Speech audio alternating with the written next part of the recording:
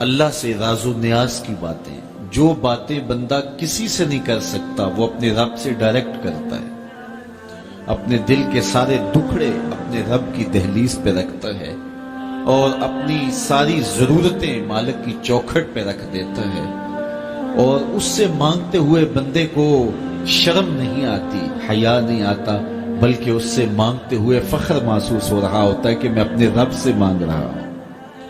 کسی اور سے مانگیں تو جھجک لگتی ہے، لیکن مالک سے مانگیں تو اپنائیت کا احساس ہوتا ہے کہ میں اس سے مانگ رہا ہوں، اس لیے کہ وہ ہمارا رب لگتا ہے. ہمارا اس سے ربط کتنا گہرا ہے. مسجد نبوی کا ایک کونا تھا اور ایک بندہ وہاں بیٹھ کے دعا مانگ رہا تھا. اس کے دعا کے لفظوں پہ غور کیجئے. اے اللہ، میں تجھ سے اس لیے مانگتا ہوں کہ تو میرا اللہ ہے، تیرے علاوہ میرا ہے بھی تو کوئی نہیں. تو یہ وہ دعا مانگ رہا تھا اور مسجد نبوی کے کونے میں بیٹھا تھا. حضور نے دیکھا تو ایک صحابی سے کہا، وہ جو دعا مانگ رہا ہے اس کو جا کے بتا دو تمہاری دعا قبول ہو گئی ہے. وہ مانگ اس ڈھب سے رہا ہے. تو یہ دعا اپنے رب سے نیاز ہے، دعا خود عبادت ہے. جب تمہاری ضرورتوں کا کفیل وہ ہے تو پھر اس سے نہیں مانگیں گے تو کس سے مانگیں گے؟ اور جب اس سے بندہ مانگتا ہے تو پھر وہ مانگنے والے کی لاج بھی رکھتا ہے. ان ربکم حیی کریم یستحیی من عبدہ اذا رفع یدہ ان یردہما صفرا. تمہارا رب حیا کرنے والا کریم ہے. جب بندے اس کے سامنے ہاتھ پھیلا کے دعا مانگتے ہیں، اللہ فرماتا ہے مجھے شرم آتی ہے ان کے اٹھے ہوئے ہاتھ خالی کیسے موڑوں. جب انہوں نے مجھ سے مانگا ہے تو میں نے بھی نہ دیا تو کون دے گا؟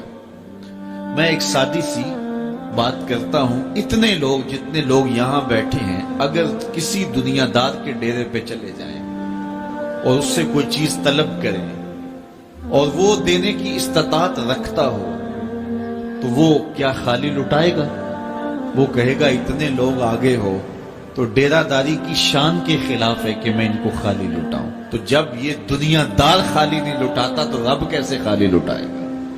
جب بندے اس کی دہلیز پہ چل کے آ جائیں تو وہ بندوں کی ضرورتوں کا کفیل ہے اور ان کے ہر درد کو جانتا ہے اور ان کی ضرورتوں کو پورا کرتا ہے.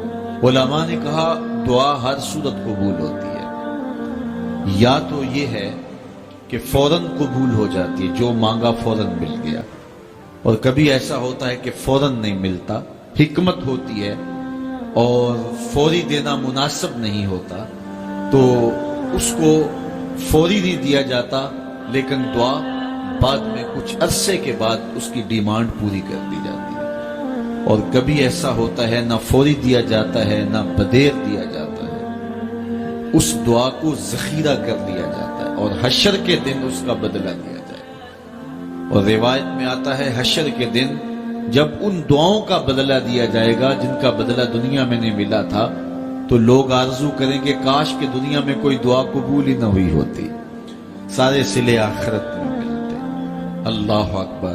کبھی ایسا ہوتا ہے جو مانگا جاتا ہے وہ نہیں دیا جاتا، اس کے بدلے میں کچھ اور چیز دے دی جاتی ہے جو اس کی ضرورت ہوتی ہے اور جو اس کے لیے مناسب ہوتی ہے. وہ کچھ اور مانگ رہا ہوتا ہے لیکن اللہ اپنی حکمت کے تحت اسے کچھ اور عطا کر دیتا ہے. بہر صورت دعا قبول ہوتی ہے اور بندوں کے اٹھے ہوئے ہاتھ اللہ پسند کرتا ہے.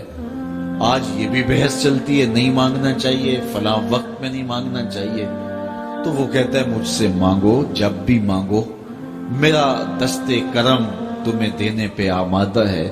اور اگر کوئی نہیں مانگتا تو فرمایا کل ما یابو بکم ربی لولا دعاؤکم، اے محبوب فرما دو اگر یہ نہیں مانگیں گے تو اللہ بھی پرواہ نہیں کرے گا. مانگنا تمہاری ضرورت ہے، اگر تم مانگتے رہو گے تمہاری جھولیاں بھرتا رہے گا، اور اگر تمہیں اس سے نہیں پکارو گے تو وہ بھی تمہاری پرواہ نہیں کرے گا. تو اس کے حضور دعائیں مانگو.